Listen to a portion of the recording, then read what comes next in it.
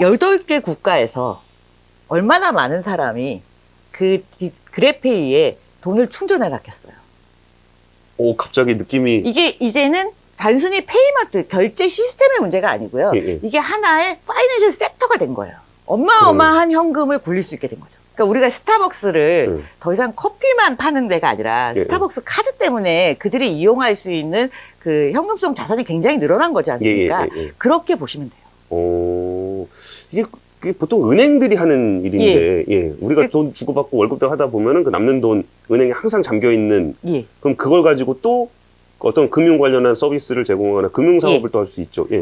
그런데 또 여기서 조금 더 생각을 진화시켜 보면 우리 그랩 드라이버들은 매일 그랩을 쓰잖아요. 그리고 그걸로 결제가 되지 않습니까? 그런 데이터들을 다 그랩이 갖고 있겠죠. 그렇죠. 신용 그러면 데이터. 이제 이렇게 가지고 있는 여러 가지 자산들을 이용해서 대출 비즈니스를 할 수 있게 돼요. 야.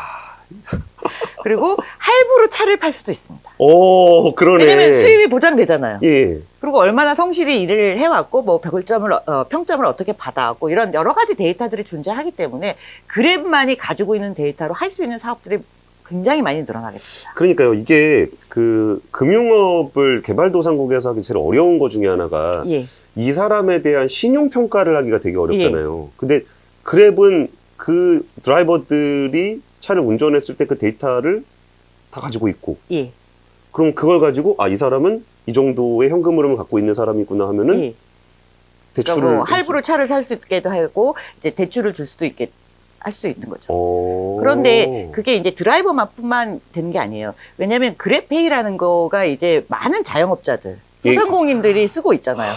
그러네. 그래서 이제 마이크로 안티프리너라든가 자영업자들이 다 이 풀에 들어오게 되는 거죠.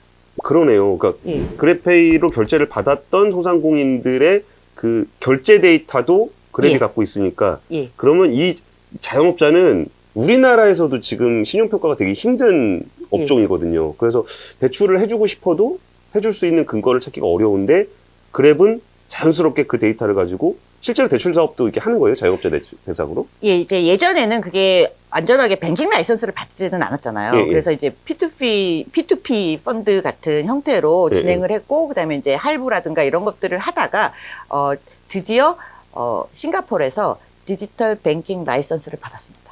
야, 그럼 이제 본격적으로 금융사업을 할 수 있게 된 거네요? 그래서 이제 그랩의 사업 부분을 보시면 이제 크게는, 트랜스포테이션, 모빌리티가 있어요. 라이드 헤일링, 그다음에 푸드 딜리버리, 뭐 이런 여러 가지 모빌리티. 푸드 딜리버리도 해요? 예. 배달의 민족? 예.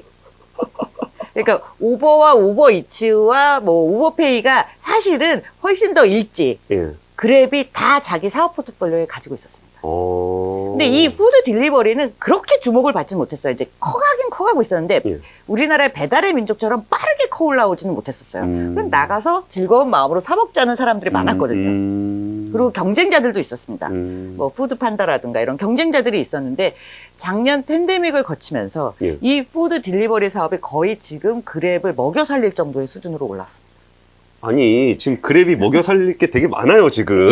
그런데 이제, 라이드 힐링은 아까 말씀하신 것처럼, 우버가 나가고 시장을 전체적으로 독점을 하긴 했지만, 아직도 이 매출이라든가 수익 면에서 아주, 매출은 커졌지만 수익이 안정적으로 나오진 않았었어요. 그러다가 팬데믹이 오는 바람에, 모빌리티, 사람들이 이동하지 않잖아요. 그러면서 그 매출이 급격하게 떨어졌는데 그 부분을 푸드 딜리버리가 다 메꿨어요. 아니, 누가 동남아가 개도국이고 가면 불편하다고 한다는데 우리나라보다 훨씬 더 일관성 있는 서비스를 제공하고 있는 거잖아요.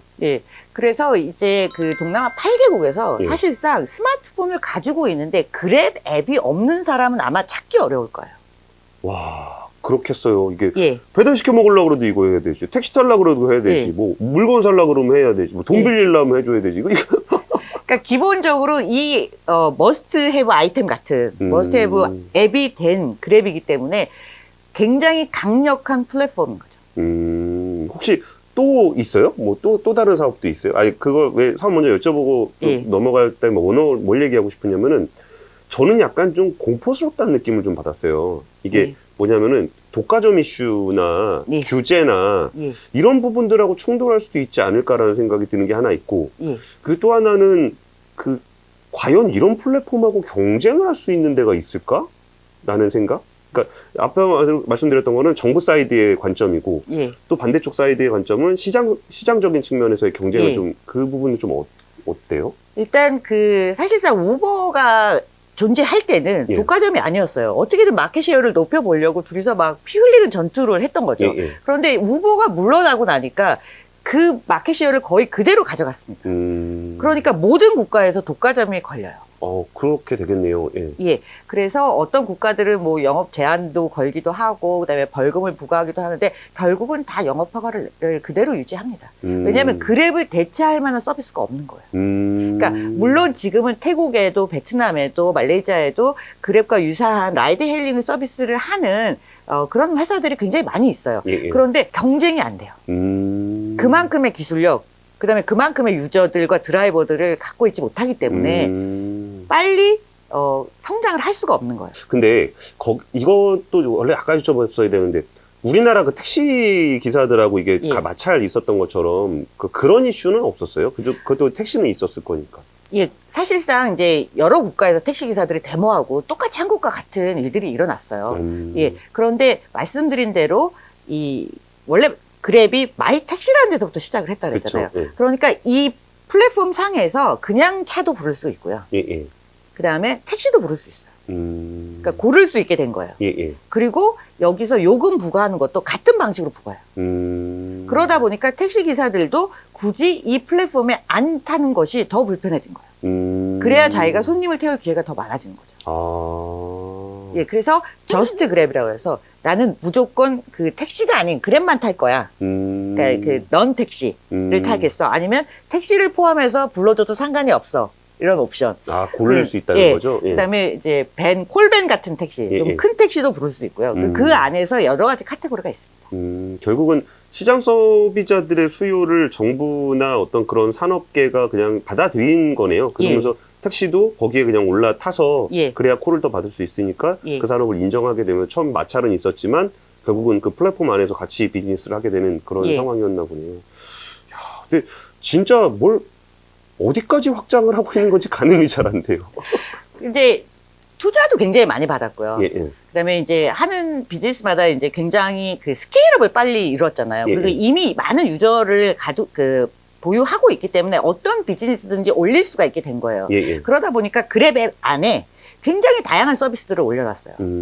그런데 어떤 서비스는 잘 되기도 하고, 예, 예. 어떤 서비스는 잘 안 되기도 하겠죠.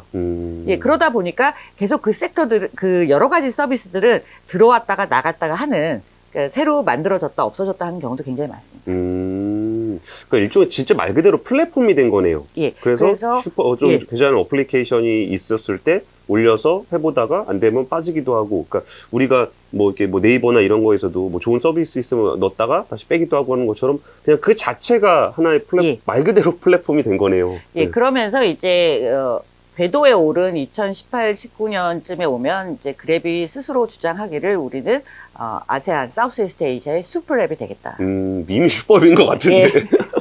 어이가 없네. 그러면 여기서 그랩 얘기가 정말 어디까지 성장해 나가고 어디까지 뻗어나갈지가 굉장히 궁금해지는데, 그럼 그랩에 대해서는 지금 현재 그랩에 대해서 좀 바라보려면은 좀 어떤 부분들을 좀 눈여겨보면 좋을까요? 일단 모빌리티 측면은 이미 완벽하게 시장에서 독점적인 지위를 가지고 있다라고 볼 수 있을 것 같아요. 예, 예. 근데 모빌리티를 그러면 얼만큼 더 성장시킬 거냐, 여기에 대해서는 저는 조금 퀘스천 마크가 있기는 합니다. 예, 예. 왜냐하면 자체 기술 개발을 통해서 UAM을 개발한다든지 셀프 드라이빙 카를 개발한다든지 하는 플랜들은 있어요. 작게 나온 플랜들도 있고 R&D 센터도 있지만, 그러면 그게 동남아에서 정말로 실현되기까지는 시간이 좀 많이 걸릴 것 같아요. 예, 그래서 예. 모빌리티의 성장성은 이미 지금 가지고 있는 것이 거의 포화 상태거나 거기에서 좀 더 이스쿠터를 넣는다든가 이런 정도의 차이는 있을 것 같지만 당분간은 크게 성장할 것 같지는 않습니다. 예, 예. 그런데 이제 라이프 스타일이라는 섹터를 보면 예. 이 안에 굉장히 다양한 서비스들이 들어있는 거예요. 예.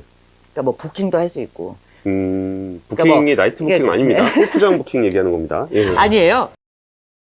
이 뭔 개소리야! 호텔 예약. 예. 호텔 예약. 예. 부킹닷컴이랑 손을 잡고 이제 어. 호텔 예약도 할 수 있고요. 그다음에 아까 푸드 딜리버리 말씀드렸잖아요. 예, 예. 그런 것 말고 이제 마트를 붙였어요.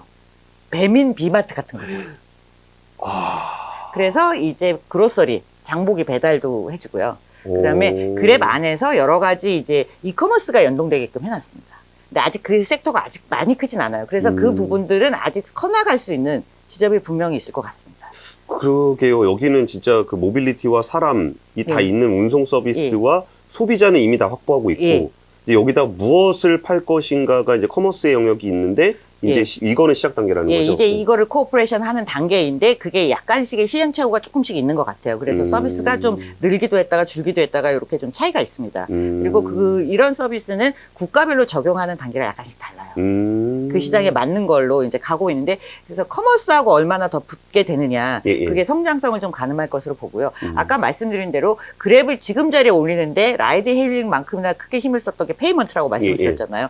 그래서 이 그랩페이가 커져서 이제 그랩 파이낸셜 그룹이라고 자체 안에 하나의 그룹이 형성되어 있습니다. 그룹으로 만들어져 있어요. 그러니까 페이먼트가 아까 지급 결제만 얘기한 게 아니라 이걸 가지고 신용 평가를 해서 대출도 하고 이제 진짜 소매 금융을 나갈 수 있는 뱅킹 라이선스도 땄고 아마 말레이시아에서도 이제 디지털 뱅킹 라이선스를 받게 되기 때문에 이런 파이낸셜 섹터만으로도 하나의 스타트업으로 갈 거예요. 그래서 파이낸셜 그룹의 이름으로 시리즈 A가 끝났습니다. 펀딩. 아, 이제 시리즈 A예요? 예. 이렇게 큰 회사에 이 하나의 섹터가 이제 다시 하나의 그 투자를 받는 걸로 시작을 했어요. 그래서 거기에 이제 한국 기관들도 참여를 했었습니다. 아, 그렇군요. 와, 진짜 이런 회사를 상장을 시키면, 그러니까 이런 회사의 주식을 개인들, 그러니까 모두 다 자유롭게 살 수 있다 그러면은 정말 이걸 얼마의 밸류에이션 해야 되는지 이런 것도 되게 어렵긴 할 것 같은데 아까 전에 사실 이런 회사들은 상장을 왜 해야 되는지도 잘 모르겠어요. 돈을 너무 잘 벌고 있으니까. 근데 아까 얘기하셨을 때 그 손정희 회장과 어떤 우버와 이런 과정에서 그러니까 언제까지 상장을 해야만 하는 그런 상황이 있다라고 좀 말씀을 해주셨는데 그러면은 이 슈퍼앱, 아시아의 슈퍼앱을 일반 투자자들이 볼 수 있는 그런 그림들은 좀 어떻게 그려지고 있어요? 상장은 이제 계속해서 상장을 하게 될 것이라는 이야기는 나왔는데요.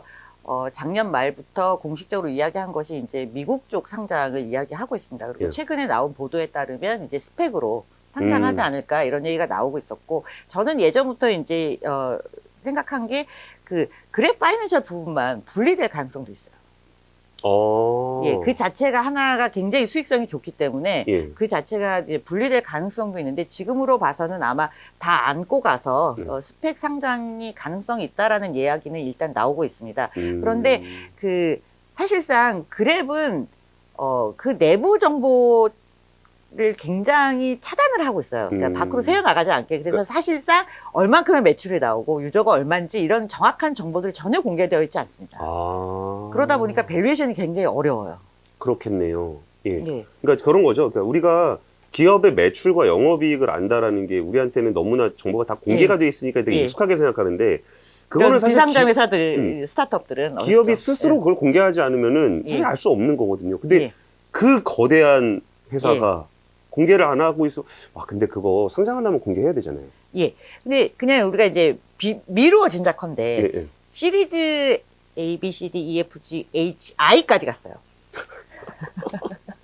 펀딩 시리즈가 C부터 시작해서 I까지 갔어요. 그러니까 그 사이에 조달한 자금이 엄청나거든요. 이것만으로도 우리가 짐작컨대 밸류에이션이 지금 140억 달러에서 140억 달러. 에서 200억 달러까지 봅니다. 그럼 여기서 어떤 거를 좀 우리가 캐치할 수 있어요? 그러니까 적어도 이제 이들이 가지고 있는 플랫폼으로서의 공고한 자리를 생각해 보면 지금 상장되어 있는 우버 이런 것과 비교해서 견뎌볼 수 있을 것 같은데 우버 하나만을 비교하기도 좀 어렵죠. 그러니까 우버와 다른 어떤 페이먼트 상장된 그런 중국 기업들을 비교해서 그 정도의 밸류에이션을 미루어 짐작하지 않을까 생각을 하고 있습니다. 그리고 이제 뭐 어쨌든 상장을 하게 될 거라는 거고. 알겠습니다. 이게 참 재밌네요. 그리고 정말 상상이 잘 안 돼요. 기존의 어떤 산업군들이 이렇게 하나하나 정착돼 있는 그런 작은 우리나라에서 이런 비즈니스를 보다가 정말 거의 무주공산에 가까운 곳에 디지털화가 이루어지면서 이게 글로벌화, 그 나라 사이에서 글로벌화가 한 번에 이루어지고 있는 곳의 최강자. 예, 그래서 디지털 이코노미에 있어서 리저널라이제이션을 가장 빠르게 잘 만들어낸 모범적인 사례라고 볼 수 있을 것 같습니다. 모범적인 사례라고 하기에 너무 무서워요. 알겠습니다. 그 아세안 시장에 대해서 관심을 가질 때 정말 이 변화가 우리가 생각했던 거랑은 되게 굉장히 다른 모습으로 나타나고 있는 것 같아요. 우리는 그냥 카일링이 잘 된다, 이커머스가 잘 된다 이런 얘기는 하고 있지만 이런 것들이 디지털이라는 걸로 연계가 되고 아세안 시장이라는 곳으로 퍼져나가고 하는 과정들을 보면서 정말 빠르게 성장하고 있는 방식이라는 게 단순히 속도의 문제가 아니라 그런 양적인 측면, 질적인 측면이 함께 발전하고 있다는 측면에서 아세안 시장의 어떤 이런 유니콘 얘기들 정말 우리나라 기업들에게도 굉장히 많은 메시지를 주고 있는 것 같습니다. 정말 흥미롭고 정말 많은 것에 많은 메시지를 주고 있는 동남아 이야기 여기까지 나눠보도록 하겠습니다. 지금까지 발칙한 경제였습니다. 감사합니다.